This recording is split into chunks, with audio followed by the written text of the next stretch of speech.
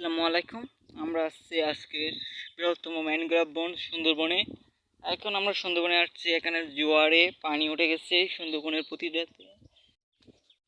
নির্জীব এলাকায়। আমরা এই কেওড়া বাগান এবং সুন্দর গাছের সারিতে আমরা গুটি গুটি পায়ে এগিয়ে চলেছি সুন্দরবনের মধ্যে গভীর সমুদ্রে। এখানে দেখতে পাচ্ছেন খাল প্রবাহিত হয়ে যাচ্ছে।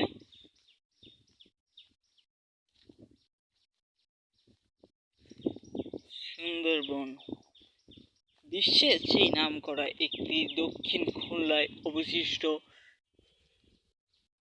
এই বন, এই হলো ক্যারকাটা বন নামে পরিচিত। এটা